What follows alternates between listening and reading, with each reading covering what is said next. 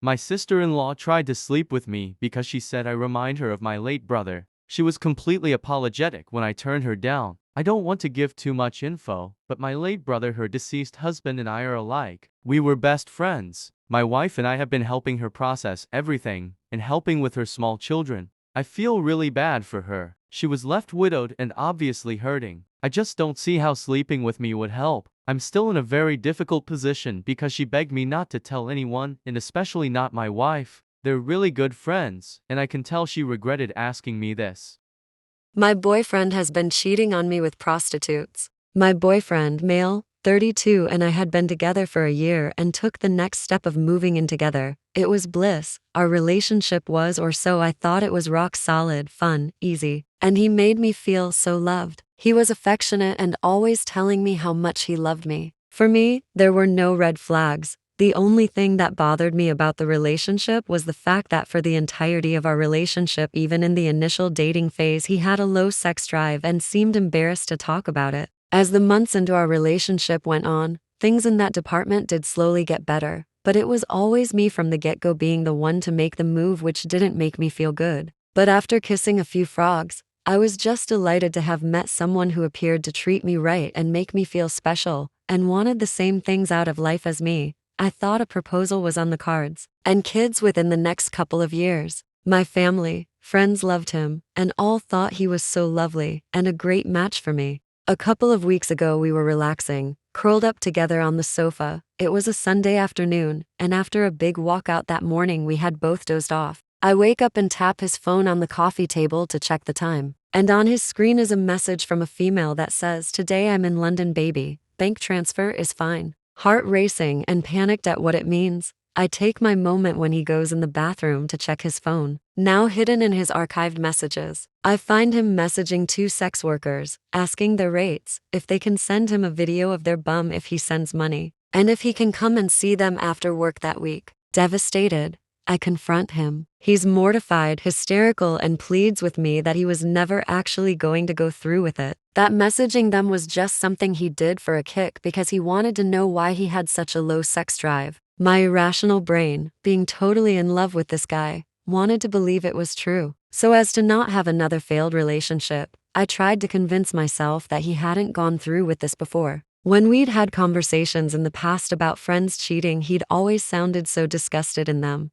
like it was something that he would never have the capability to do. And we'd even had a conversation where I'd asked him if he'd ever been with, or come close to a sex worker, and he had responded no with repulsion. So this discovery was a huge shock, and something I didn't think was in his character. He told me that he swore on our unborn children's lives that he never had and never would sleep with anyone else. Fast forward, a couple of days later, I'm still processing the discovery. By this point, I'm sure he's deleted anything sus, but I do ask to check his bank account on his phone to see if he sent them the money. When I ask, his face turns white and I can see immediately he has something to hide. At first, he tells me that his bank is private and he wouldn't snoop around in mine. But eventually, when it's clear he has something to hide, he gives up and shows me all his transactions. Thousands of pounds sent to this one prostitute for sex and videos. Lie after lie about where he had been. I'm shocked, devastated, blindsided, and simply stunned. That money should have been money going into the house deposit we were saving for. Not only that, I also learnt that he was in 30,000 debt, so house would never had happened despite him always making me believe he had plenty of money and saving. Since day, I have had letters, flowers, calls, and texts begging for forgiveness, that he'd never ever do it again, that he will never forgive himself. I guess what I'm struggling to comprehend at the moment is why and how. Did he not find me attractive enough? If he didn't,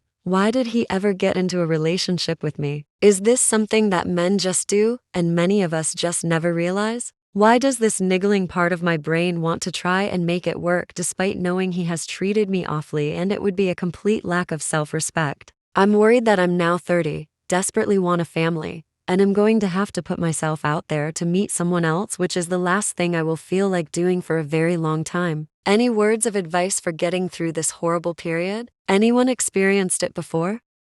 Kicked out for revealing theft. Made them destroy $11,000 machine. Was a member of a local woodwork shop, call it TMS. Just after I joined, they purchased a very used CNC wood carving machine in bad condition with no idea how to use. After it sat for a while, I took the task of fixing and learning it. After 18 months myself, and another member, had rebuilt it and taught ourselves how to use it. The two of us were doing some beautiful work and it was starting to make money. Cost of machine, repairs, cutters, and software $11,000 approx. Enter a thief of a president with his minions. They refused to show the financials and closed all committee meetings, with no minutes, among other illegal moves. A copy of the books was left in the open, photographed, then given to a very good accountant. Very creative books, and $20,000 out. In short, myself and several members were illegally thrown out for finding this out. The other CNC operator included. This left them with no operators for the CNC and a comment from the, now new,